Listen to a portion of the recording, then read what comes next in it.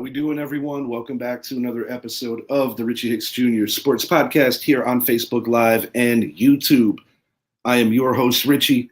On today's show, we're going to be hitting on the NFL rundown of Week 11's action, Sunday specific. Going to give you guys a Monday Night Football preview and final prediction for the Battle of Texas between the Dallas Cowboys and the Houston Texans. And I'm also going to hit on a quarterback shakeup that is long overdue in East Rutherford, New Jersey. Tommy DeVito, a.k.a. Tommy Cutlets, the local kid, getting a second stint as a starter for the New York Giants, probably to finish out the year. For Daniel Jones, the embattled Daniel Jones, who has had, let's be real, a tenure to forget as the Giants quarterback. Ultimately, he was the man who replaced legendary quarterback Eli Manning midway through, actually quite early, first quarter of the year in the 2019 season. This decision comes after the New York Giants, who have been on the bye week, lost in Germany to the lowly Carolina Panthers 20-17. Jones was pretty much lifeless most of the game prior to putting together a pretty good drive to send the game to overtime. I'm going to hit on the last 6 years in a couple of minutes, and I guess you could say the ugly, the bad, and a couple of highs. I, for one, have supported Daniel Jones since the beginning, and it's disappointing to see that this far into his career, he has never truly made the necessary adjustments to be the man for this franchise. And back to square one at the quarterback position. I personally think that Tommy DeVito is in for a couple of reasons. Brian Daboll's playing for his job. Make no mistake about that, coaching for his job. And I believe that if he rolled with Jones the rest of the year, in addition to taking a very unnecessary risk, which would be messing up that injury clause if Jones were to get hurt, Giants have to pay more money. I also think this is the kind of situation where he has to coach for his job, and DeVito did play better than Jones last year. I personally think Tyrod was the best of the three. That's debatable last year. Tyrod's currently backing up Aaron Rodgers. The mysterious part of this is that Drew Lock did get signed for $5 million this year. He is a more established veteran backup, but once again, I think because of the fact that Brian Daboll is indeed coaching for his job, he wants to go with a guy that he feels could get the job done or give him a better chance to get the job done. Giants will be playing Tampa in Week 12, followed by a short week as they go into Arlington to take on another team that's going through it, the Dallas Cowboys. To Daniel Jones. Career started rather well, come from behind victory in Tampa. Pat Shurmur was the current coach at that time. And the crazy thing is, Daniel Jones has never been able to put up statistical value from a passing touchdown standpoint that he did in the West Coast offense that Pat Shurmur ran in the 2019 season. Shurmur was fired not long after in favor of Joe Judge. Brian Daboll got the most out of Daniel Jones in the 2022 season, an improbable, and I really reemphasize the word improbable, playoff berth, as the Giants only won 1-5 in the East, 1-4-1 in the East that year. But by virtue of going undefeated against the AFC that year, they were able to claim a wild card and beat the 13-win Vikings, in which to this day is probably the best game of Daniel Jones's career. A lot of controversy with regard to Jones getting that contract. I've said it many times in the past on my show that Deshaun Watson's contract that was given to him by the Cleveland Browns definitely busted up the quarterback market for the worst. And of course, the departure of Saquon Barkley, as chronicled in HBO's Hard Knocks, definitely something painful that New York Giant fans are seeing, given the fact that Barkley is a true contender to win NFL Offensive Player of the Year for the hated Philadelphia Eagles, our main rival. But there was a lot that led to how this all got to be. When the new regime of Brian Daboll, head coach, and Joe Schoen, general manager, came into East Rutherford to clean up Dave Gettleman's mess, they made a decision not to give the last year of the rookie contract to Daniel Jones. Essentially, if they would have picked up that year, I'll be honest, I think Saquon Barkley would probably still be a New York Giant. That doesn't change the fact that Saquon did turn down a couple of potential deals that would have made him the second highest paid back in the league at the time in the 2022 bye week. Ultimately, the Giants did franchise Saquon in 23, and most recently, after that season was over, they chose to let him test the waters of free agency. As we all know, he signed with the Philadelphia Eagles on the day's first action, free agency's first day. Saquon signed. To put it bluntly, the Daniel Jones era will be always a blunder. Taking a project quarterback at pick 6, definitely risky. Joe Budden, I remember on the day that Jones was drafted, was furious that the Giants won that route. They could have potentially drafted linebacker Josh Allen, who is currently with the Jacksonville Jaguars. The previous draft, if we want to revisit the Saquon Barkley draft, this is still going back to Gettleman as well. Taking Barkley that early will always be debated because the Giants could have had Quentin Nelson. But when I think about players that came out in those two respective drafts, guys like Josh Allen, guys like the other Josh Allen, Buffalo Josh Allen, the New York Giants definitely dropped the ball on more than a couple of picks. And the new regime, an unenviable situation because I don't think anybody, including the new regime, expected a playoff berth. And it kind of put them in a bit of an uncomfortable situation because of the fact that the quarterback talent to replace Jones wasn't exactly at a premium either.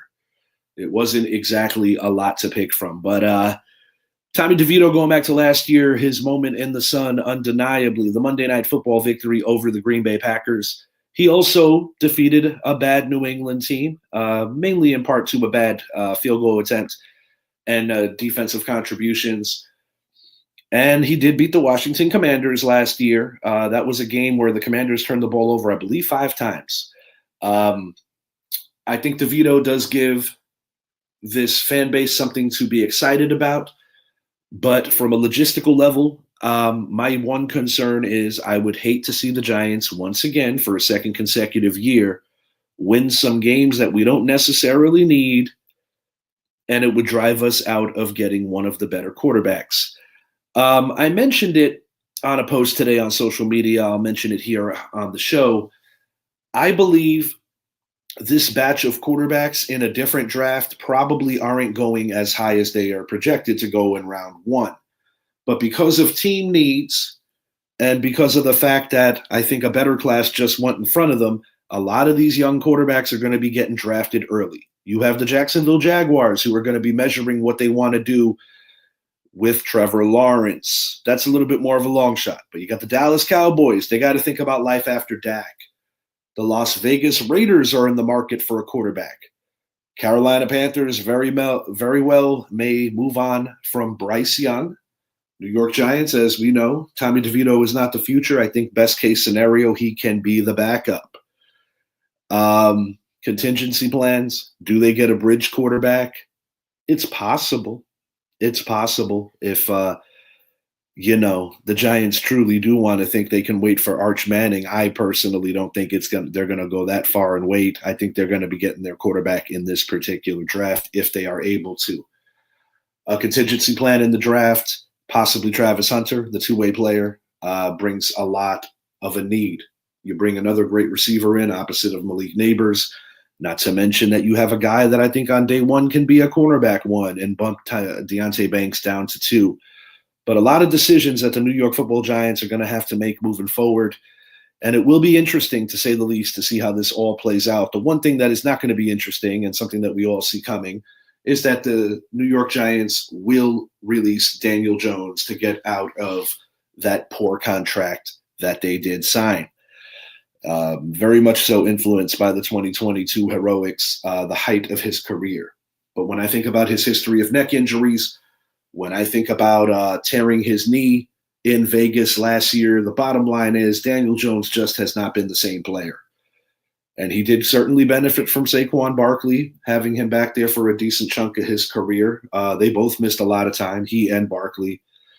Offensive line up until this year, quite frankly, wasn't passable. This particular unit, I think, is a good unit, even without All-Pro Andrew Thomas. But the bottom line is, we've seen other guys do it with lesser lines. Guys like Joe Burrow has done it. Other players have done it with not the best offensive line. Daniel Jones, and at the end of the day, just doesn't have what it takes to be a week-to-week NFL quarterback. He is not a starter. Best case scenario, a backup, a fill-in starter. It's unfortunate, but it's time to move on. And like I said, anybody who mans down the quarterback position, I will always, always root for. But that's what it is right now. I wish Tommy DeVito well. One of the best stories in the NFL. Just a local kid. And I think he really last year captivated this fan base when we were still long shots to make the playoffs. And quite frankly, I think the team responds better to him. That's something that I will not debate. But when you're paying a dude what the New York Giants were paying Daniel Jones, you got to send him out.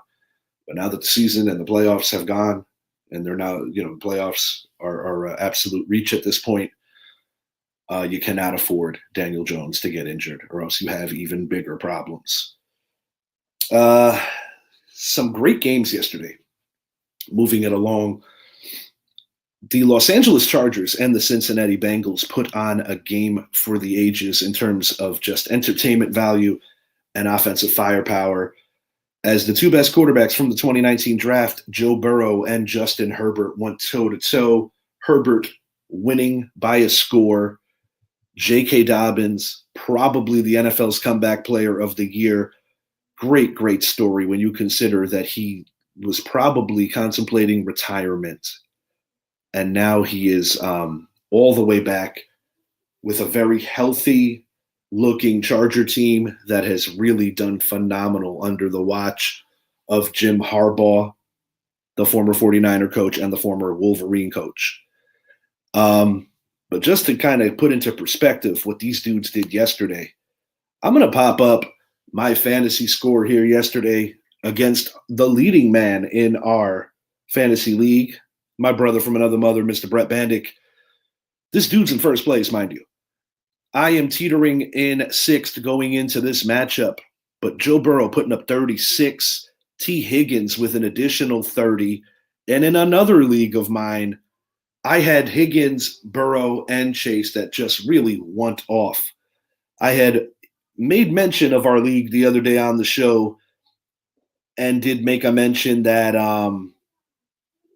I did make a trade with co-host Mike Zappi, first and second pick for next year, to get my hands on Cooper Kupp as well as Jahmyr Gibbs. And as you can see, both of these dudes really won off. Brett didn't have a bad week in the big scheme of things, 132.98. At least gives you a puncher's chance to win any given week. But 236.14, I have to talk to our commissioner, John Olson. I do believe it's a record for our league. I will hold off on that to get confirmation, but definitely the highest score this year in the Pops, Cheddar, and the Sun League, as I am trying my best to get to a third consecutive championship. I won 2 years ago. Last year, I lost in the finals. You got to feel bad for the Cincinnati Bengals, Joe Burrow. I don't know what more this man can do. Jamar Chase, another guy in the conversation for Offensive Player of the Year. And it's just truly unfortunate. These guys cannot stop anyone on defense. And it has proven to be true in so many one-score games. They could have beaten the Ravens twice. They beat them 0 times yesterday on the national stage. While a very entertaining game, they just could not stop the Chargers offense. And Chargers going to be coming into a lot of cap space next year, and I think they're going to get quarterback Justin Herbert some adequate toys to move forward. And I think it'll be something to look forward to if you're a Charger fan. As the current Charger team goes, the brand of football that they play, I definitely think that they could be a threat to the world champion Kansas City Chiefs. They are going to be playing in the near future, and they may be playing a third time in the playoffs. But this particular Charger team has a certain grit and a certain toughness that I have not seen from them probably since the 90s, maybe. The latter 90s, maybe certain points during the LaDainian Tomlinson era. But this Charger team plays really good defense. And they have come a long way in a short while. So Coach Harbaugh, in my opinion, should be a candidate for Coach of the Year. And it's going to be fun this week coming up as he plays his brother as they travel to Baltimore to take on the Ravens. I believe that game's in Baltimore. Don't quote me on that. But going to be a great matchup. And those Ravens coming off a very tough loss yesterday. Justin Tucker missing a makeable field goal for his standards. Came back to bite late. The Pittsburgh Steelers just really made Lamar Jackson's life very difficult yesterday from a pass completion percentage metric. He had a rough day. Little less than I expected on the points. I thought both offensives were going to be able to do a little more. Chris Boswell, from a fantasy standpoint, another guy on my team, had a phenomenal day. And the Steelers held on to win 18-16, preventing the Ravens from tying on a 2-point conversion. They now have sole possession of first in the AFC North. And I got to say, man, if the Ravens lose this week, it could be time to worry just a little. Because while I think Derrick Henry has been a phenomenal addition to that offense, and while I think Lamar Jackson may very well be this year's league MVP, defensively, that secondary is very leaky. And yesterday was another example of them getting exploited to just be able to get off the field. Maybe not on the points metric, but just getting off the field on third downs. Pittsburgh Steelers really did their thing yesterday. And Chris Dixon, my friend, where you at, bro? Early in the season, you were scoffing at the fact that the Pittsburgh Steelers were a legitimate threat to these Baltimore Ravens. So let's see how that plays out. And I will say this. I think the Bengals more than could have been a threat to the Ravens if they had a defense. I still think the Ravens should be able to do enough to get into the playoffs. Kansas City Chiefs, they were the final undefeated team in the league, and they went down yesterday to the Buffalo Bills. I almost nailed that score, 30-21 in favor of Buffalo. It would have been a 10-point spread if Tyler Bass did not miss one of those extra points. Josh Allen, with the exception of one really awful throw, just played an enormously efficient game. The Chiefs have an excellent defense. But, it's only a one-game disparity now between the Bills and the Chiefs in terms of the best records going in the NFL and in the AFC right now. And, if the Chiefs slip up, Buffalo has a tiebreaker on them right now. So Buffalo has to be feeling good. AFC East is pretty much a formality at this point. Miami does have a bit of a mini winning streak going, but they're not catching Buffalo this year. That's not going to happen. Buffalo has already swept them. Best case scenario for the Dolphins, if they finish strong, would be to get a wild card. The New York Jets, they're cooked now. 28-27 loss at home to the Indianapolis Colts. The Dolphins, who I just mentioned, rolled over the Raiders rather easily. And the New England Patriots were competitive, but did get defeated by the Los Angeles Rams yesterday in Gillette. But you could see on a week-to-week basis the growth of the Patriots. Right now, in my opinion, the team that has the least to look forward to actually is the New York Jets. This was supposed to be the year that they were a threat to Buffalo. This was supposed to be the year that Aaron Rodgers was going to save that team. And quite frankly, I think he has completely sunk that team.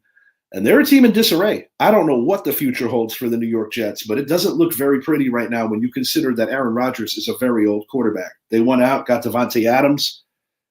At this juncture, the only positive is they're going to be picking high in the draft, I believe, unless if Green Bay has any more rights to another pick. I don't think they do. But the New York Jets got to figure it out because I would have to think Aaron Rodgers maybe has one more year left. I don't see him playing 2 more years in New York. I really don't. In the NFC East, going back to Thursday night for a moment, Philadelphia Eagles, very convincing win over the Washington Commanders. It was close, but Saquon Barkley really brought it home for the Philadelphia Eagles. Dallas Cowboys and Houston Texans tonight, Monday Night Football. Trey Lance looks like he'll be getting the start. It is hard to feel good about anything that's going on with the Dallas Cowboys right now, but similar to how Zappy and I broke down the game, if you didn't see the preview, I'll give you the short version. Dallas's defense will show up. They will compete. The Texans have not been overly impressive lately, but I think Joe Mixon is going to eat in a big way, and I think the Texans are going to get an easy victory. I'm going to go 30-17 over the Cowboys.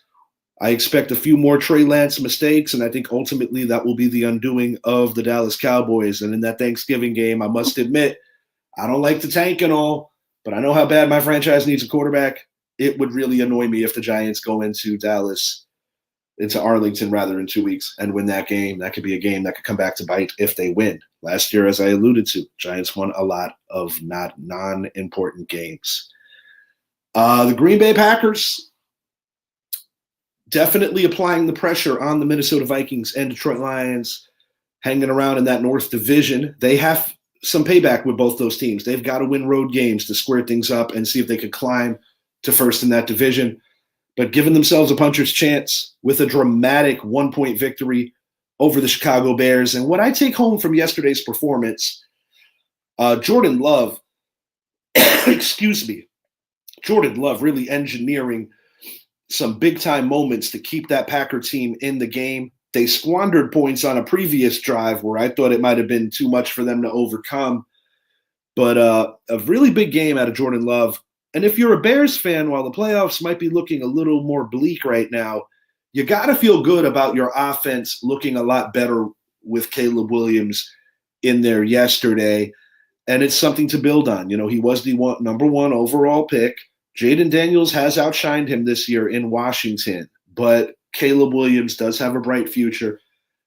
And, you know, when you look at the bad history of the Bears not being able to get their man, you got to feel optimistic about that because the Green Bay Packers do have a pretty good defense. But it was a very entertaining game, and it was good to see the Bears fight the Packers on that level because it's been quite some time since the Bears have really been an honest threat in any game to the Green Bay Packers. Last time I think anybody felt that way would probably be the NFC title game in the 2010 season, Aaron Rodgers' lone Super Bowl victory.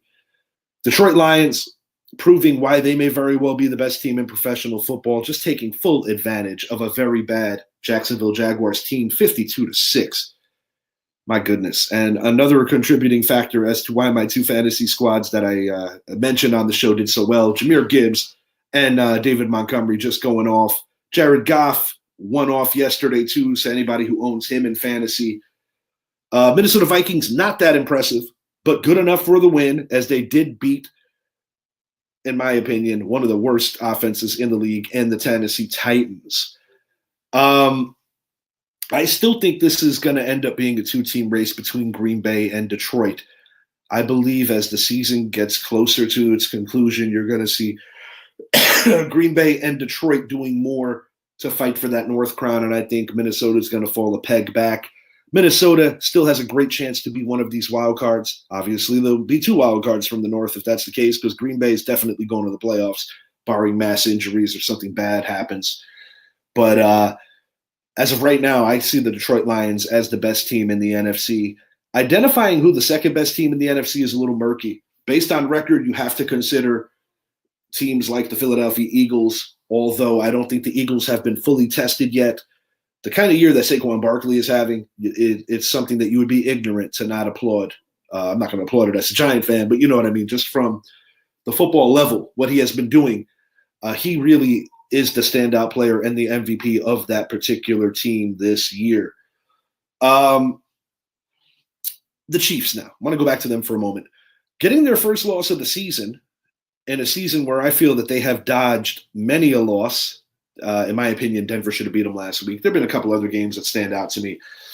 I guess my question to you, the viewers, is, are the Chiefs really that good this year? I know that last year they did not have a good regular season, but they put it together and won on a monumentally great playoff run to win a back-to-back trophy, back-to-back Super Bowl trophies. It was Mahomes' third for the career and his second victory over the 49ers. But I must say, man, while I know how good this Chiefs defense is, I am still not sold on their offense. And if they're going to be able to string enough together to beat a high-powered team like a Buffalo Bills, especially if they play in Buffalo again. Baltimore Ravens currently in second place. Offensively, a lot of good things I could say about them. But will the Chiefs be able to limit them the way the Pittsburgh Steelers did yesterday? It's going to be very interesting, but I just don't have that vibe that the Chiefs are going to be three-peating this year. I know that my co-host Mike Zappi very much so believes that the Chiefs are going to be doing it for a third consecutive year. I said it on many a show. I believe that if the Chiefs didn't have the resume they already had, not many people would just bank on them being all right. I think that they are one of the very vulnerable previous undefeated teams. They remind me a lot of Pittsburgh a few years back when Pittsburgh did start 11-0. Now, the current Steelers, I got to say, Russell Wilson, purely career resurrection, man. They started it out with Justin Fields, see what he was going to do. Russ is the man now. And Russ, I'm happy for because I think he really got the short hairs when it comes to what was going on in his previous destination with head coach Sean Payton. I know there were financial stipulations as to why he didn't play the end of last season. Nonetheless, though, I think it was very unfair what happened to Russell Wilson. He's with a great, great organization. The Steelers are a true model of how to run an organization. And I'll tell you, man, at the level the Steelers play defense, they need to be taken serious as a team that could possibly go to a Super Bowl. They have the defense. Other happenings in the NFL that I'm thinking about, I want to make sure I didn't miss anything that I want to speak on.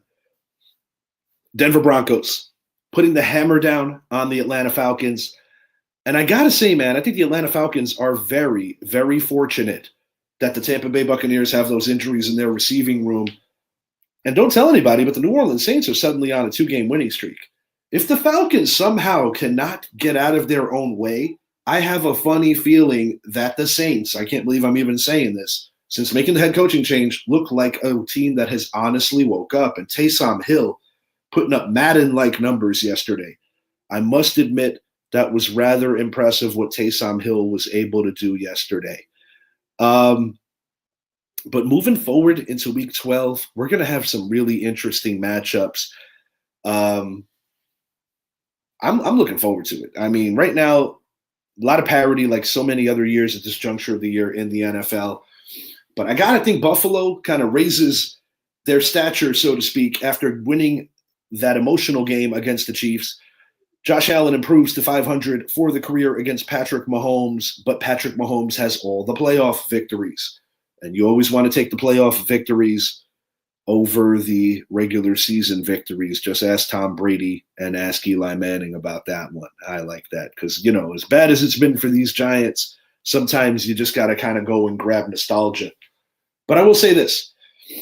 I look forward to the NFL draft because when I see a team that leads the league in the NFL in sacks, you know, when I see a team that found a replacement and a very good one for Saquon Barkley in the form of Tyrone Tracy, when I see a team that got Malik Nabers, who I think is one of the best young wide receivers in today's game, and he's only going to get better. When I see a team who signed a guy like a Brian Burns who's having an excellent year, we already have Dexter Lawrence, the best nose tackle in professional football. Man is hovering around 10 sacks a year. When's the last time you heard a nose tackle putting up those kind of numbers? Giants have a base to be a good team. They improved the O-line, but nothing good is happening until they figure out who the hell the quarterback is going to be. Get at me in the comments. Enjoy Monday Night Football tonight, and I wish each and every one of you a great rest of your Monday. Have a good one, everybody, and good luck to Tommy DeVito. I'm really happy for this kid, and I do hope that he has a home with the New York Giants in some capacity next year. I think at minimum he would be a quality backup. I'm out for now.